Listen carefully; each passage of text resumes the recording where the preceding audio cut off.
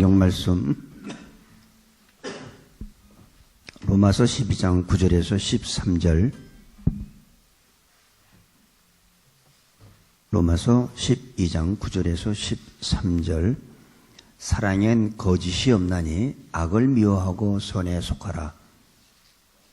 형제를 사랑하여 서로 우애하고 존경하기를 서로 먼저 하며 부지런하여 게으르지 말고 열심을 품고 주를 섬기라. 소망 중에 즐거워하며 환난 중에 참으며 기도에 항상 힘쓰며 성도들의 쓸 것을 공급하며 손대접하기를 힘쓰라. 아멘. 우리가 지난 시간에 이제 교회에 대해서 많이 배웠습니다. 교회란 이런 건물도 아니고 어떤 교파도 아니고 예수 믿는 사람들이 모인 게 바로 교회다 이랬습니다. 우리 교회도 이 건물 안에서 예배당 안에서 교회 간판을 걸어놓고 새누리교회라는 이름을 가지고 저희들이 사역을 합니다. 아무리 건물을 짓고 교회 간판을 걸고 어느 교단에 속았다 할지라도 그 교회에 와서 사랑을 느끼지 못한다면 그거는 교회가 아니라고 생각할 수 있습니다. 우리가 각자가 내가 신앙생활을 잘한다, 난 믿음이 좋다고 아무리 얘기를 해도 그 사람을 통해서 하나님의 사랑을 느끼지 못한다면, 느낄 수 없다면 그 사람은 가짜 그리스도인이라고 우리가 생각할 수 있습니다. 누군가 우리 곁에 왔을 때 우리들을 통해서 하나님의 사랑을 느껴야 돼요. 진짜 교회는 교회에 와서 하나님의 사랑을 느낄 수 있어야 되고, 진정한 기독교인이라면 그 사람을 만났을 때 하나님의 사랑을 느낄 수 있어야 합니다. 오늘 구절에 보니까 사랑엔 거짓이 없다 이렇게 했어요. 사랑은 거짓이 없습니다. 사랑은 순수합니다. 진실합니다. 여러분은 사랑을 어떻게 생각합니까? 주고받는 게 사랑이라고 생각합니까? 아니면 조건 없이 주는 게 사랑이라고 생각합니까? 진정한 사랑은 대가를 치러야 돼요. 내가 사랑한다 하면서 말로만 사랑한다 하고 어떤 대가를 치르지 않는다면 그거는 진정한 사랑이 아닙니다. 며칠 전에 발렌타인데이 지나갔죠. 여러분, 사랑하는 자기 애인이든 아내든 발렌타인데이를 얘기를 하는 건 아니지만은 사랑하는 사람을 내가 뭔가 희생해야 돼요. 나의 헌신이 있고 내가 뭔가 손해봐야 돼요. 그렇지 않으면 그건 진정한 사랑이라고 말할 수 없습니다. 내가 이만큼 줬으니까 당신도 나한테 이만큼 줘. 그거는 진정한 사랑이 아니죠.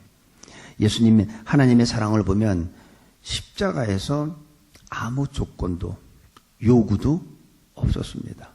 그게 진정한 사랑이에요. 하나님을 우리를 사랑하셔서 그냥 아무 조건도 없었어요. 우리한테 요구하시는 것도 없어요. 그냥 희생하셨어요.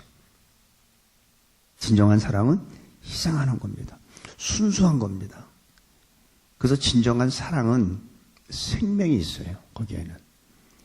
진정한 사랑에는 능력이 있습니다. 힘이 있어요. 또 진정한 사랑은 상대방의 마음에 어떤 질병까지도 치유할 수 있는 능력이 있어요. 그래서 많이 남편이 속썩일 때 그 아내가 많이 힘들었어. 병들었어. 근데 남편이 하나님의 성령께서 변화시켜 주셔가지고 회개하고 아내를 사랑하기 시작하는데 그 아내가 갖고 있던 질병이 자기도 모르는 사이에 다 나아버려진 거예요. 이게 사랑인 거예요. 진정한 사랑. 그래서 뭐라 하냐면 사랑엔 거짓이 없다 이렇게 했습니다. 악을 미워하고 선에 속하라. 그래서 진짜 사랑한다면 내가 사랑하는 사람을 위해서 내가 얼마만큼 희생하느냐, 내가 그 사람을 위해서 얼마만큼 내가 희생을 했느냐가 그 사랑의 질을 결정짓는 겁니다. 입으로만 사랑하는 거는 그건 진정한 사랑이라고 볼 수 없고, 주고받는 것도 사랑이라고 볼 수 없어요. 내가 요만큼 희생하면 그 사랑은 그 정도의 질이에요.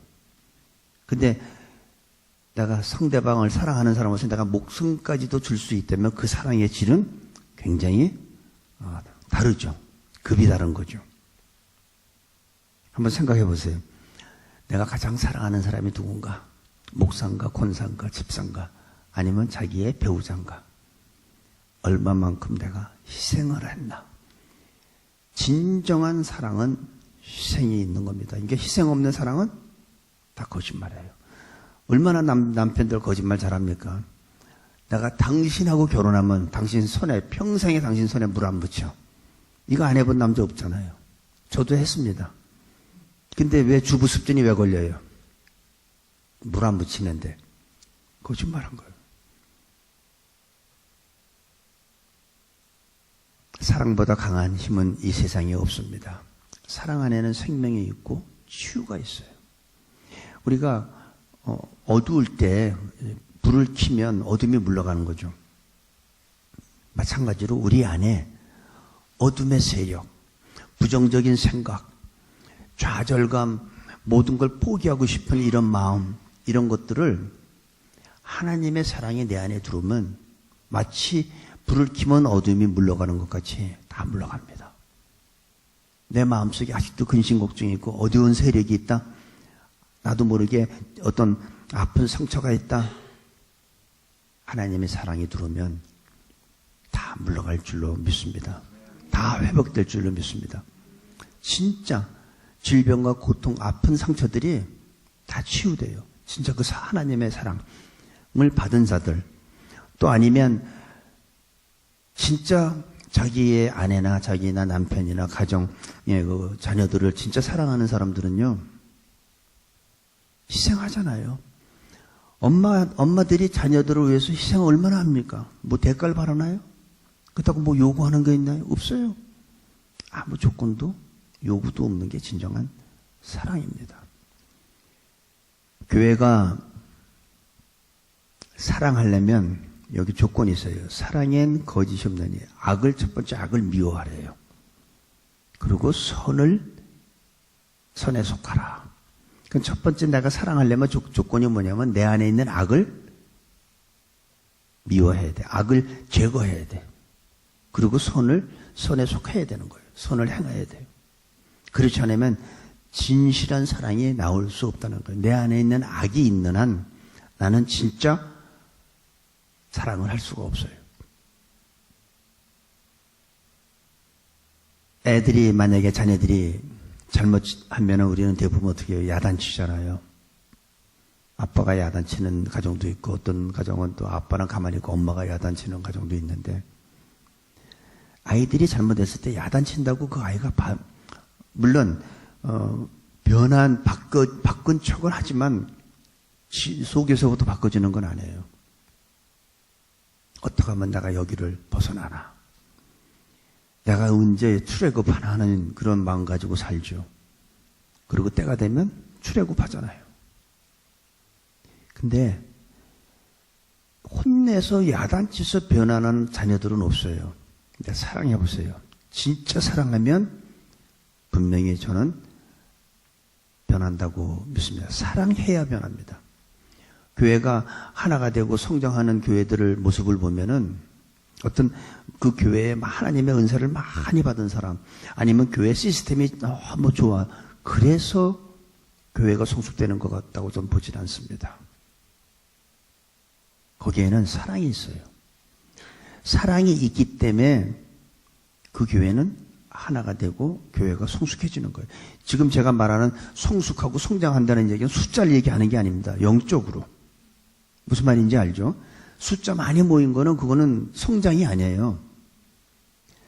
거기에 분열이 있다면 그거는 하나가 되지 못한다면 그거는 성숙한 거 아닙니다. 그 교회는. 진짜 하나 된 교회는 힘이 있어요. 영적인 힘이 있기 때문에 악한 영들이 거기에 근접질 못해요. 어둠의 세력들이 들어오질 못해요. 그게 바로 성숙한 교회예요. 한번 서로 사랑하려면 내가 어떻게 해야 될까요? 낮아져야지. 만약에 어떤 교회에 똑똑하고 잘난 사람들만 있다고 쳐봐요. 어떻게 되겠습니까? 그 교회는? 똑똑하고 잘난 사람들만 다 있어.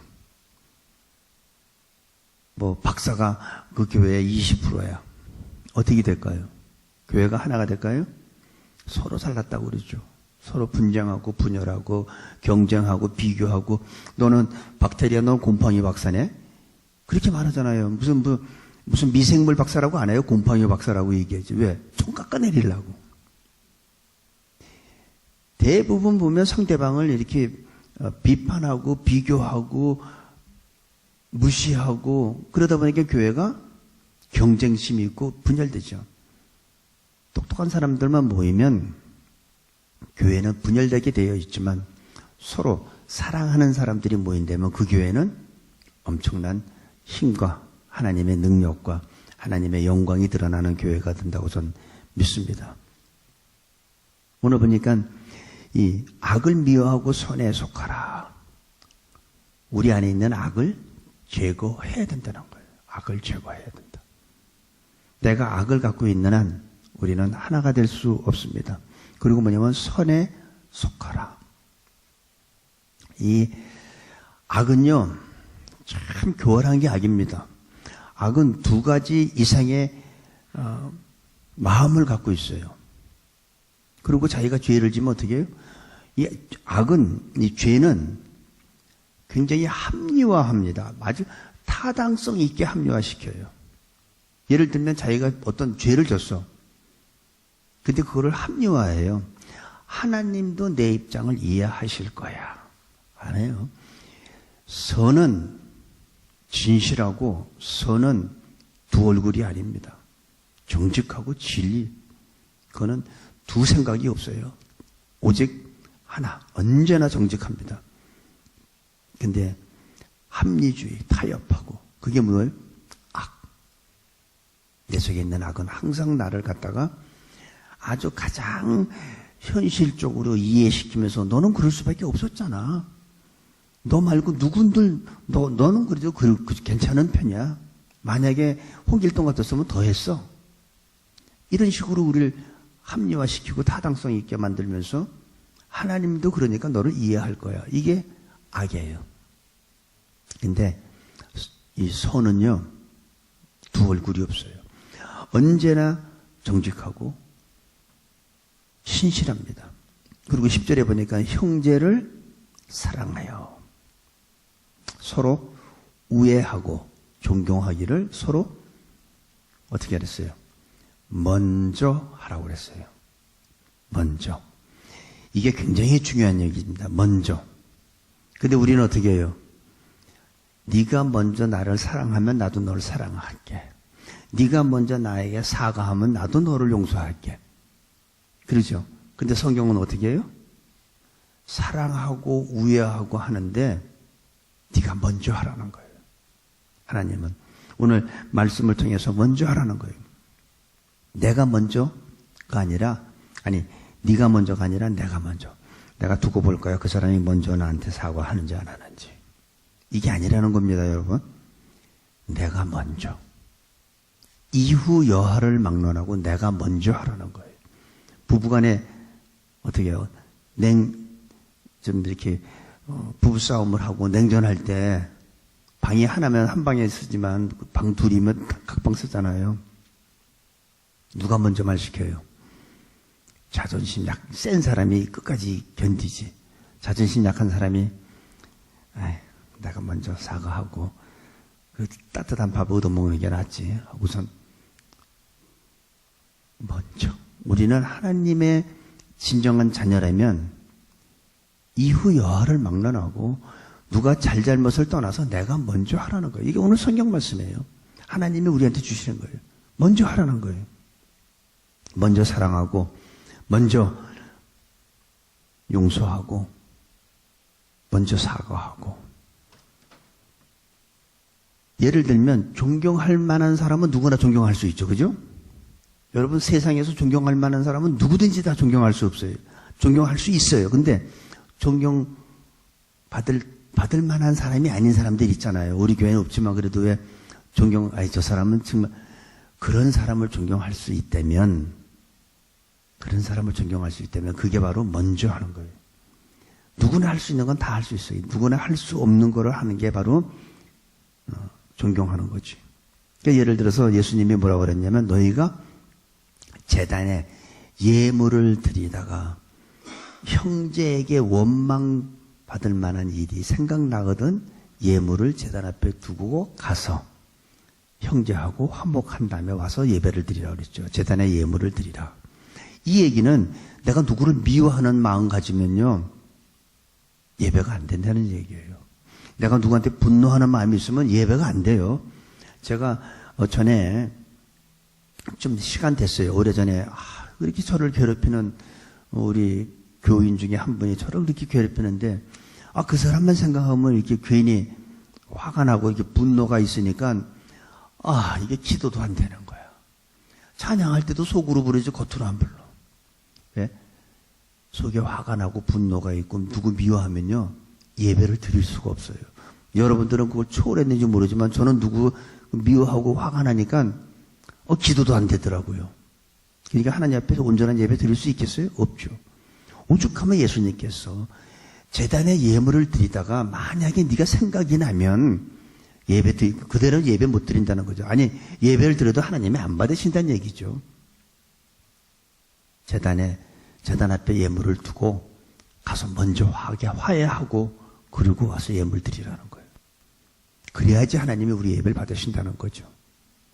오죽하면 그런 얘기했어요. 먼저 진정한 예배는 그래서 화해입니다. 화해. 우리가 다 이렇게 있지만 A하고 B하고 둘이서 말은 안 하고 서로 딴 데 보고 그런 상태로 예배 드리면 하나님이 예배 못 받으신다는 거예요. 안 받으신다는 거예요. 그리고 예배 드리는 사람도 그 상태로는 예배가 안 된다는 거예요.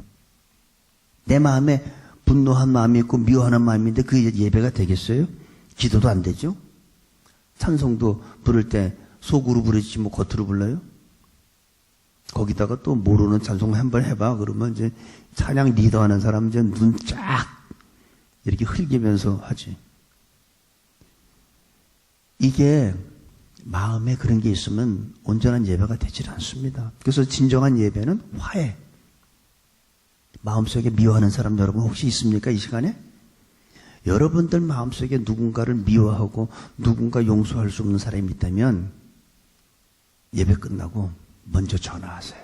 그 사람이 전화하기 전에 먼저 하세요. 여러분들이. 먼저 찾아가세요. 그리고 사랑한다 하고 존경한다 하고 또 어떠면 존경한다고 그 사람이 너 난 놀려 하고 또 화날지 모르니까 존경은 빼고 그냥 내가 잘못했다 하고 그러면 어떤 사람은 그러지. 근데 상대방이 안 받으면 어떻게 해요? 그건 그 사람의 문제예요. 그렇죠?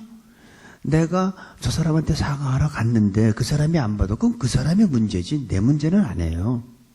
그 사람이 내가 사랑한다는 고백을, 내가 잘못했다는 고백을, 내가 사과한다는 고백을 상대방이 받든 안 받든 관계없이 성경은 먼저 가서 하라는 겁니다.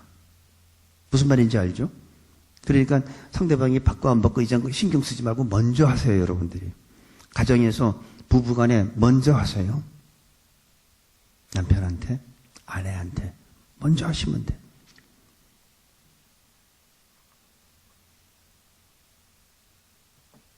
교회가 사랑의 공동체가 되는 것은 먼저 사랑한다는 고백으로부터 시작하는 겁니다. 먼저 화해를 하는 겁니다. 마음이 불편하면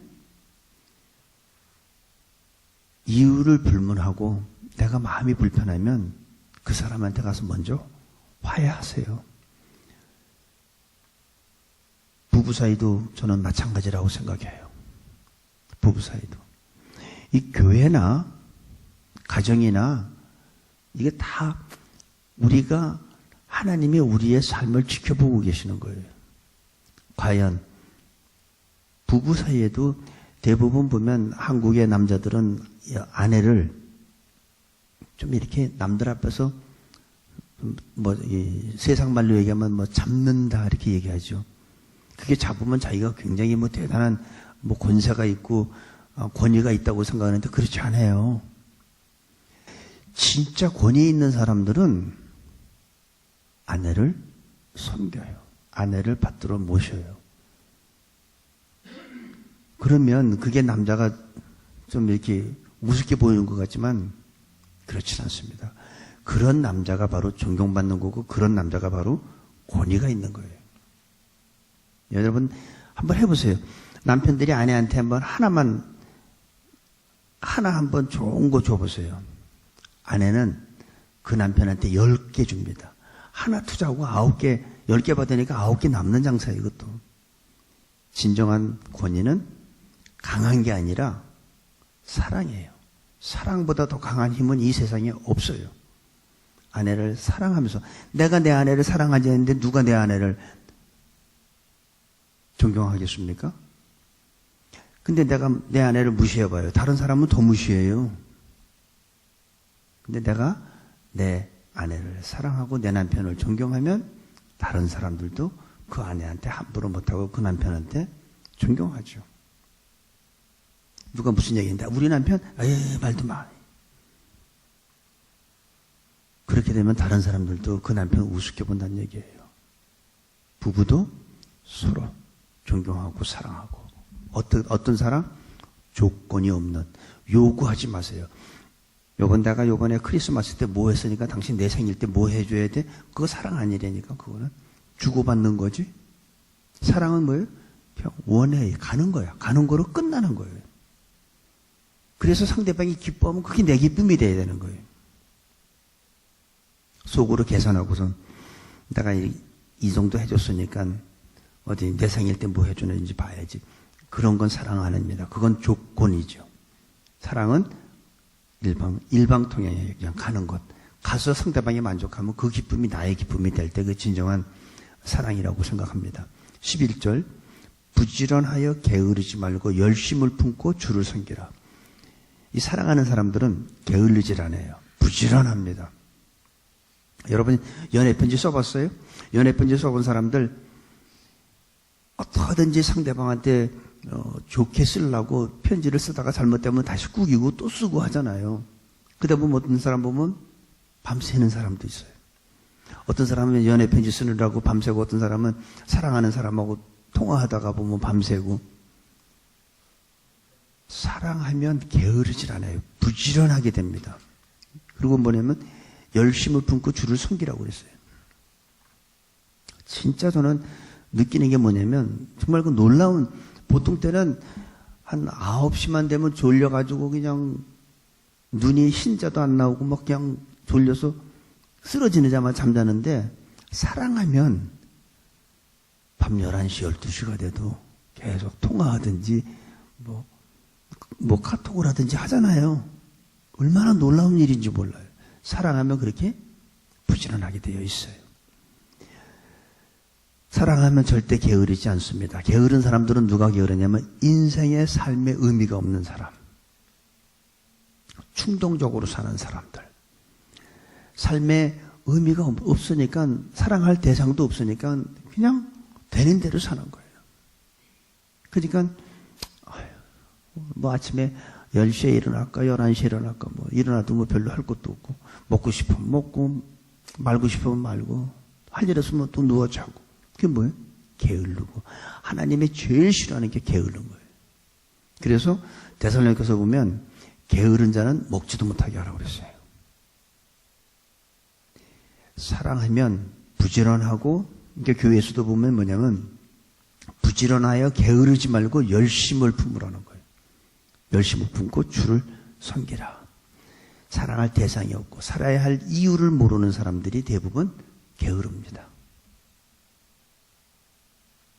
그리고 원하지 않는 아내, 원하지 않는 남편, 원하지 않는 자식 때문에 항상 보면 짜증을 갖고 그런 거 생각하면 다 짜증나. 어쩌다가 저런 자식이 태어나지.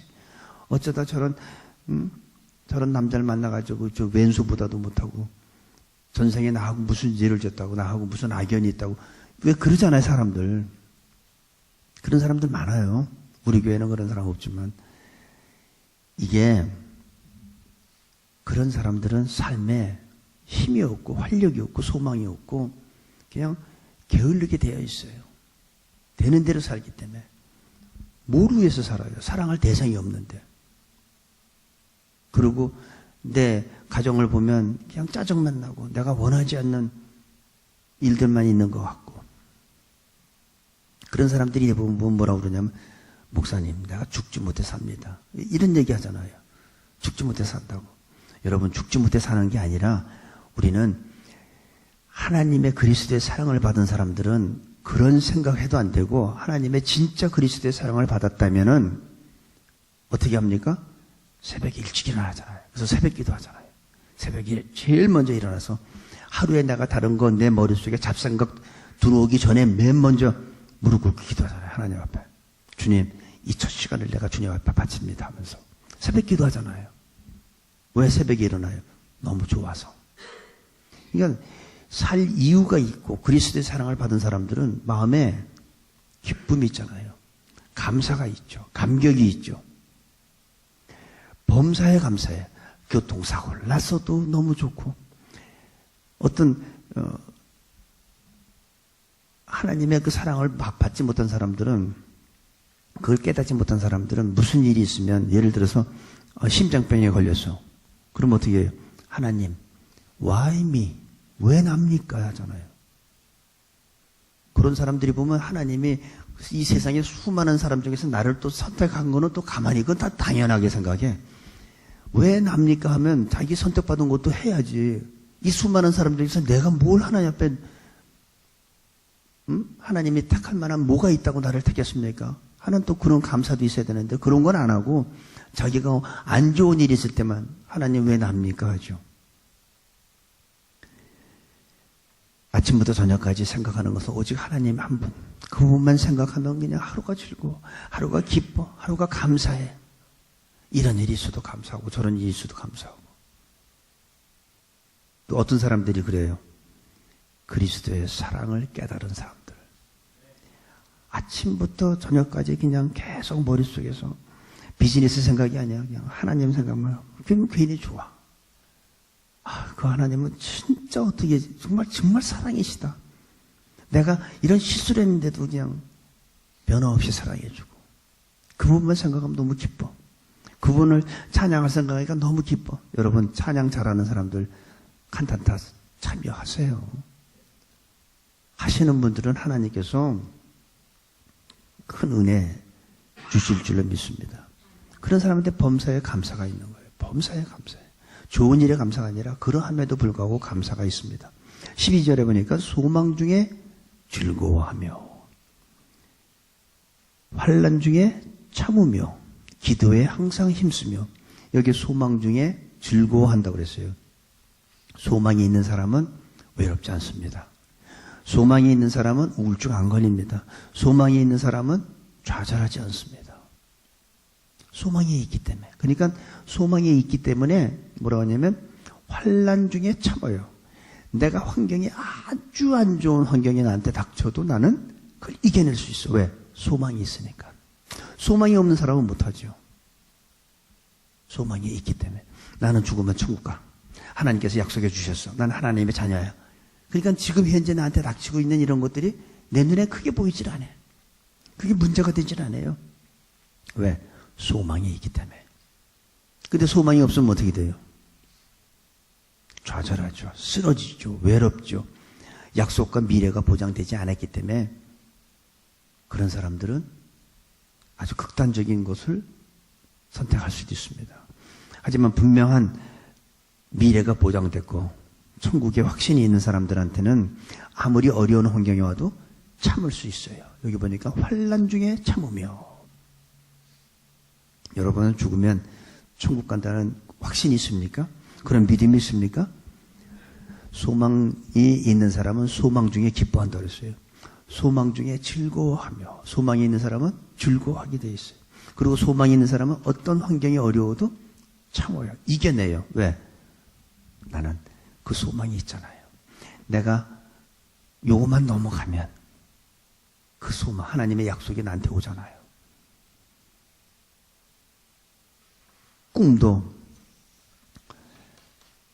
우리는 꾸면서 꿈에도 이 좀 기분 좋은 게 있으면 깨서도 얼굴 보면 이게 약간 웃고 웃잖아요. 개들도 꿈을 꾸는지 어떤 개는 이렇게 웃으면서 깨는 개들도 있더라고요. 소망이 있으면요, 어떤 환경이 중요한 게 아니에요. 그 환경을 우리는 이겨낼 수 있어요. 소망이 없는 사람은 무릎 꿇어요. 소망이 있는 사람은 아무리 어려워도 그걸 참고 이겨냅니다. 왜? 소망이 있기 때문에. 하나님의 약속을 믿기 때문에. 예수님이 다시 오신다는 약속의 말씀도 있고, 예수님이 다시 오시면 새 하늘과 새 땅, 고통과 슬픔과 죽음이, 질병이 없는 바로 그것을 약속해 주셨잖아요. 그러니까 나는 지금은 내가 몸이 아파서 힘들고 이렇게 살지만 하나님은 나를 질병도 없는 곳, 고통도 없는 약속을 해 주셨기 때문에 그거 생각하니까 내가 지금 힘들어도 이겨나가는 거예요. 그렇지 못한 사람들은 좌절하고 무릎 꿇고 포기하는 거예요. 아주 심한 사람들은 극단적인 생각까지 하죠. 그러니까 그런 소망이 있는 사람들, 하나님의 그 약속의 말씀, 천국의 확신, 이런 게 있는 사람들은요, 죽음이 와도 두렵지가 않아요. 진짜 여러분들 죽음이 여러분한테 온다 하더라도 여러분 두려워하지 마세요. 죽음을 두려워하는 사람은 그 약속을 못 믿는 거예요. 믿음이 없는 거예요. 어떤 어려움이 나한테 오고 어떤 환난이 오고 어떤 정말 무서운 일이 나한테 닥친다 하더라도 여러분 죽음 그냥 편안하게 받아주세요. 그냥 죽으세요. 어차피 죽어요. 근데 죽음은 이 세상에서 볼 때는 죽음은 뭐예요? 이 세상을 떠나는 문이에요. 근데 이 세상에서 보지 않고 하늘나라 입장에서 보면 이 죽음이란 것은 영원한 세계로 들어가는 문이에요.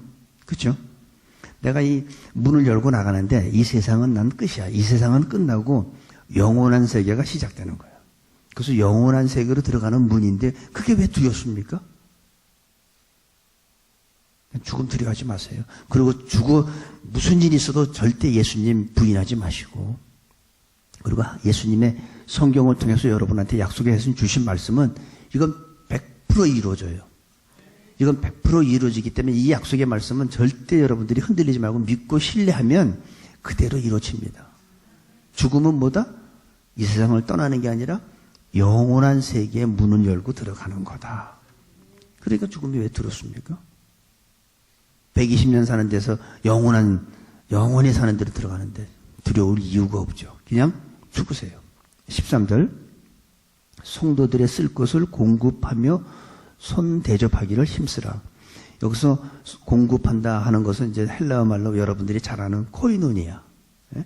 뭐 공급한다, 교제한다, 뭐 헌금한다, 뭐 이런 뜻으로 우리가 생각할 수 있는데, 여기서 진정한 교회에 섬김이 있어야 된다는 거예요. 진정한 교회는 서로 섬겨야 되는데, 예수님은 제자들의 발을 닦아주면서 친히 섬기는 모습을 보여줬죠. 그죠? 그러면서 내가 이렇게 한 것 같이 너희들도 서로 섬기라 했어요. 그러니까 우리는 서로 섬기는 거예요. 누가 높고 낮은 게 없어. 서로 섬기는 거예요. 예수님은 이 높은 곳에 계신 게 아니라 가장 낮은 곳에 계시기 때문에 우리가 진정으로 살아계신 예수님을 만나려면 우리가 자꾸 높아지려고 그러면 예수님과 거리가 멀어지는 거예요. 내가 자꾸 낮아질 때 거기서 예수님 만나는 거죠. 예수님 만나려면 자꾸 낮아져야 돼. 그러니까 교회에서도 서로 낮아져야 돼. 서로 겸손해야 돼. 그러면 우리는 다 예수님 만나요. 근데 서로 높아지려면 예수님하고는 정반대의 길로 가는 거죠. 낮아지세요. 우리가 내려가면 하나님은 영광을 받습니다. 우리가 사랑하는 모습, 우리가 서로 사랑하죠. 우리가 서로 봉사하는 모습, 우리가 서로 희생하는 모습을 통해서 예수님은 영광 받으시는 거예요. 예수님이 영광 받는 건 다른 거 아니에요. 우리가 서로 사랑해야 돼. 내가 너희에게 새 계명을 주느니 너희가 서로 사랑하라. 이거잖아요. 서로 사랑하라. 요한복음 13장 33절 34절 했잖아요. 새 계명을 주느니 너희가 서로 사랑하라. 내가 너희를 사랑한 것 같이 너희도 서로 사랑하라는 거예요. 서로 사랑하면 예수님이 영광 받는 거예요. 우리가 서로 희생하면 예수님이 영광 받는 거예요. 우리가 서로 봉사하면 예수님 영광 받는 거예요. 예수님한테 영광 걸리는 거 다른 거 아니에요? 서로 사랑하고 서로 봉사하고 서로 희생할 때 이게 예수님한테 영광이 된다고 저는 믿습니다. 이것이 전 교회고 하나님의 그리스도의 피로 묶어준 교회가 바로 이런 모습이 나와야 된다고 생각합니다. 근데 13절에 보니까 성도들의 쓸 것을 공급하며, 그러니까 도와주라는 얘기죠. 도와줄 때 우리가 조심해야 될 게 있습니다. 이 도와준다는 게 참 어려운 거예요. 남을 도와줄 때 꼭 우리가 알아야 될 게, 그 사람이 어려울 때 도와줘야지, 시간이 지난 다음에 어려움을 지나간 다음에 도와주는 거는 그 도와주는 게 아니에요. 그렇죠? 예를 들어서 2만 불을 빌려달라고 그랬어. 내가 너무 어려우니까 2만 불 빌려달라 했는데 그때는 안 빌려줘. 근데 그분이 어려운 고비가 넘어갔을 때 참 2만 불 필요하다 했지. 그거는 도와주는 게 아니니까. 그 시기가 지난 다음에 하는 건 도와주는 게 아니에요. 필요할 때 도와줘야지. 그게 도와주는 거예요. 사람이 병으로 죽어가고 있을 때 그때 도와주는 것입니다. 그 사람이 필요할 때 도와주는 게 도와주는 거지, 그 시간이 지난 다음에 도와주는 것은 도와주는 게 아닙니다. 그렇잖아요. 여러분 생각해 보세요. 지금 제가 지금 너무 쉽게 얘기할게요. 제가 지금 너무 저녁을 안 먹어서 너무 배가 고파. 그래서 내가 배가 고픈데 누가 좀 나설 사람 없으니까 이렇게 얘기해서요. 근데 아무도 안 나섰어. 그래서 내가 이제 비상금 가지고 짜장면을 먹었어요. 그 다음에 뭘 사줘도 그건 도와주는 게 아니라는 거예요. 필요할 때 도와주는 게 도와주는 거지, 시간이 지난 다음에 그건 도와주는 게 아닙니다. 그 다음에 두 번째로는 마음으로만 돕는 사람들도 있어요. 그거 참 아름다운 마음이에요. 마음으로 돕는 사람들. 그냥 누가 이렇게 힘들어하면 옆에 가서 이렇게 만져주면서 그냥 마음으로 막 이렇게, 그거 굉장히 위로가 되죠. 근데 도와줄 때 마음으로만 돕지 말고 물질로도 도와주시는 게 좋아요. 물질로도 도와주세요. 대부분 도와줄 때 우리는 사실은 다 남 도와준다는 게 굉장히 조심스럽고 어렵습니다. 왜냐하면 도움을 받는 사람은 지금 약자예요. 그죠? 우리가 세상 얘기로 하면. 그렇기 때문에 잘못 도와주면 그분이 자존심에 상할 수 있어요. 그렇죠? 그래서 우리가 상대방의 자존심을 상하지 않게끔 돕는 것이 필요합니다. 그래서 예수님은 오른손이 하는 거 왼손이 모르게 하라고 그랬잖아요. 오른손이 하는 거 왼손이 모르게 하라고. 남을 도와줄 때 이게 잘못하면 상대방 자존심을 건드릴 수 있기 때문에 상대방의 자존심을 건들지 말라는 얘기예요. 오른손이 하는 거 왼손이 모르게 하라는 거. 그 사람의 필요를 사랑으로, 사랑과 함께 도와주라는 거예요. 대부분 어떤 사람은 하나 도와주고선 동네방네 다 내가 그 사람이 이렇게 해서 내가 이렇게 해서, 그거는 차라리 도와주지 마시고 그런 얘기도 하지 마세요. 그건 도와준 게 아니라 그 사람을 더 힘들게 만드는 거예요. 그 사람의 자존심을 완전히 짓밟는 거예요. 그런 거는 차라리 안 도와주는 게 나아요. 도와주려면 조용히 그 사람 자존심 건들지 않게끔. 그래서 남 도와주는 게 사실은 굉장히 쉬운 게 아닙니다. 어려운 겁니다. 하지만 진실된 사랑과 함께 도와준다면 그건 진짜 도움이 되는 거죠. 사랑하면서. 사랑에 빠진, 오른손이 하는 거 왼손이 모르게 한다는 건 상대방의 자존심을 건드리지 말라. 다른 사람한테 떠벌리고 다니지 마라. 이 얘기예요. 그러면 바로 이게 성도들의 쓸 것을 공급하고 손대접하기를 힘쓰라는 게 바로 그런 거예요. 공개적으로 하는 게 아니라 오른손이 하는 거 왼손이 모르게 은밀한 가운데서 진짜 하나님의 사랑을 담아서 도와줄 때 그것이 바로 하나님께서 원하는 대접하는 것, 섬기는 겁니다. 오늘 말씀을 정리하기를 원합니다. 베드로전서 4장 7절에서 11절을 제가 한번 읽겠습니다. 381페이지. 만물의 마지막이 가까웠으니 그러므로 너희는 정신을 차리고 근신하여 기도하라. 무엇보다도 열심으로 서로 사랑할지니. 사랑하는데 열심으로 사랑하래요. 그리고 뭐라냐면 사랑은 허다한 죄를 덮느니라. 사랑은 허다한 허물을 덮는 것뿐 아니라 사랑은 율법의 완성이잖아요. 그리고 9절 서로 대접하기를 원망 없이 하고 10절 각각 은사를 받은 대로 하나님의 각양 은혜를 맡은 선한 청지기 같이 서로 봉사하라. 일방적으로 봉사하는 게 아니라 서로 봉사하는 거예요. 하나님의 은사를 받은 선한 청지기 같이 내 은사는 숨기는 거면 숨기는 거로 또 다른 사람은 자기의 은사대로 서로 섬기는 거예요. 그러면 우리 교회는 주님의 아름다운 건강한 몸이 될 줄로 좀 믿습니다. 예수님이 머리 대신 예수님께서 영광받는 교회가 될 줄로 믿습니다. 도울 때 특별히 누구를 도와줘야겠다 마음먹으시는 분이 계시면 굉장히 겸손한 마음으로 상대방의 자존심을 건드리지 않고 상대방에게 사랑을 느낄 수 있는 그런 사랑과 함께 진심으로 도와준다면 상대방은 자존심도 상하지 않고 감사한 마음으로 받으면서 그분한테 감사할 거예요. 또한 하나님 앞에 감사할 거고 이 교회에는 더욱더 사랑으로 서로 섬기는 그런 아름다운 모습이 있게 될 줄로 믿습니다. 기도하겠습니다. 아버지 하나님, 이 땅에 오셔서 십자가에서 희생하신 그 예수님을 찬양합니다. 우리로 하여금 십자가에서 아무런 조건도 요구도 없으셨던 그 주님의 사랑을 우리로 하여금 깨닫게 해주시고 이 새누리교회가 사랑의 공동체가 될 수 있도록 축복하여 주시고 서로 봉사하며 섬기며 서로 쓸 것을 공급할 수 있는 아름다운 공동체로 축복하여 주옵소서.